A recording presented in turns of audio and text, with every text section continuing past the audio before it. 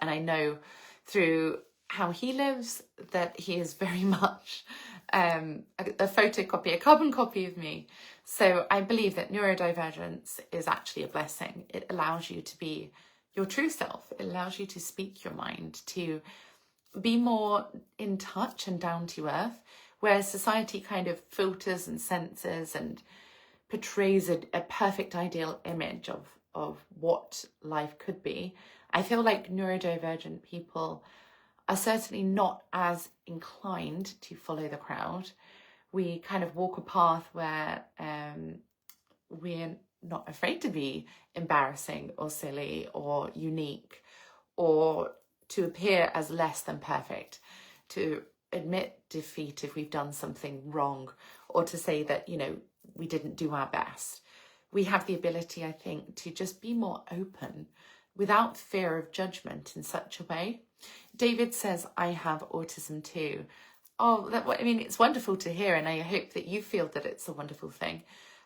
What age were you diagnosed, and how do you feel that it's influenced your life? I have hyperfocus. I have OCD, obsessiveness, compulsion. So everything is tidy, meticulous, planned, lots of lists. I will work for 12 hours straight, super focused, forget to eat. I will go above and beyond to achieve something I am passionate about, where I think most people kind of sit on a happy medium, not rocking the boat, being a bit fearful of failure, not wanting to step out of their comfort zone. I kind of have this sense of, well, give it a go, see how you feel. And if you fail, you haven't really failed, because you've learned something, and that's surely a bonus.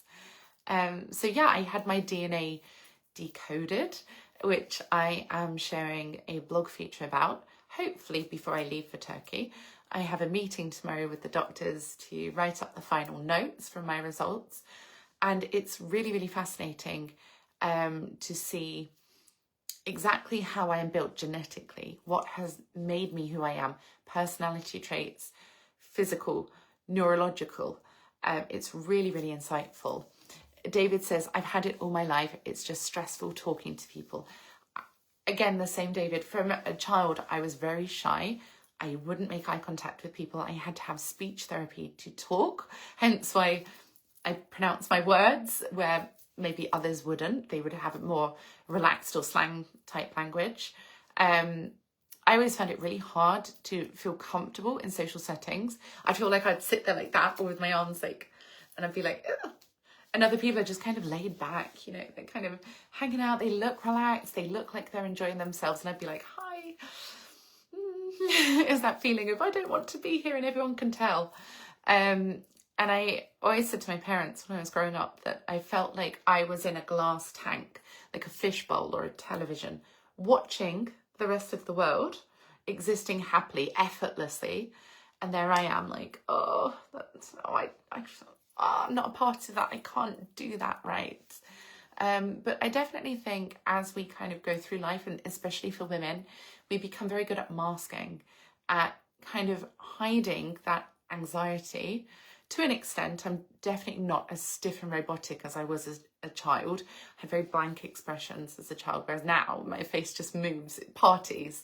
And I was always smiling as a child, but I didn't really show other emotions as easily.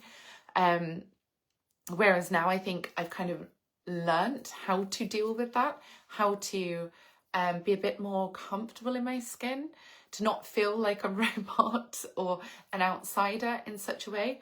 My son definitely is a lot more kind of confident than I was. He attends a specialist school for autistic children now, but was in mainstream education up until the age of 13.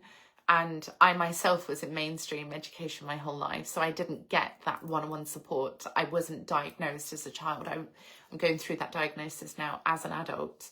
And everything about how we live and think and feel are so similar between my son and I.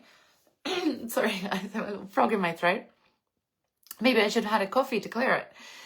But yes, I guess as you kind of go through life experience and you build up this kind of toolkit of how to deal with things, If things get too overwhelming for me, loud noises, crowds, public transport, I really struggle with. I stand at the door of the train on the underground. I'm like, don't go in, don't go in. Stay right on the edge and then hop off as soon as you can.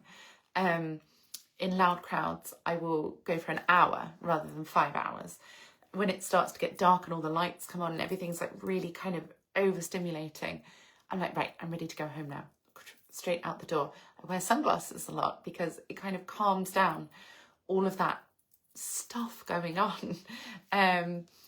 Yeah, so you do develop coping strategies throughout life, and perhaps you've noticed there are things you do as an adult that you didn't consider as a child that actually help you to go and do a food shop or go to a gym or to walk your dog, the things that you kind of do to build yourself up, to kind of feel comfortable enough to participate in outdoor activities or social events.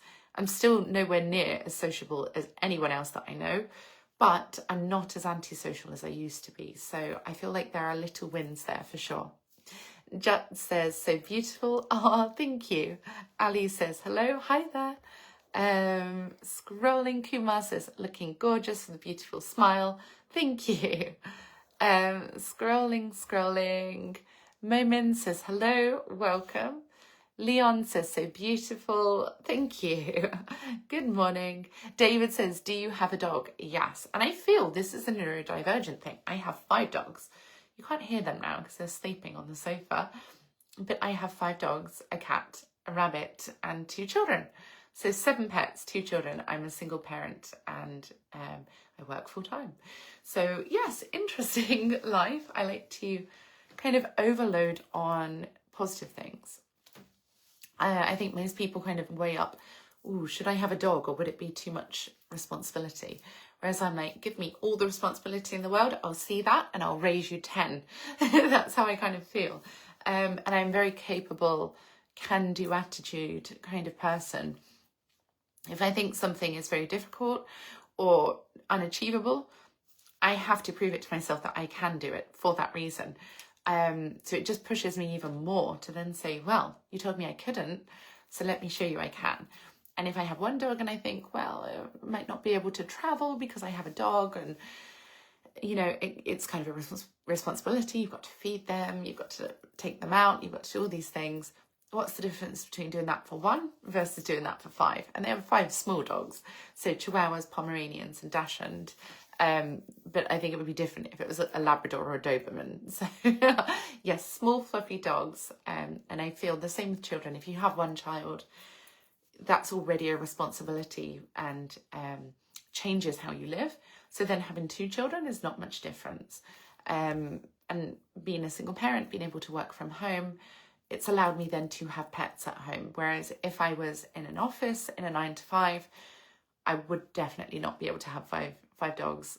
A cat definitely, a rabbit definitely, but not 5 dogs. They need that love and attention. And I think time together is really important.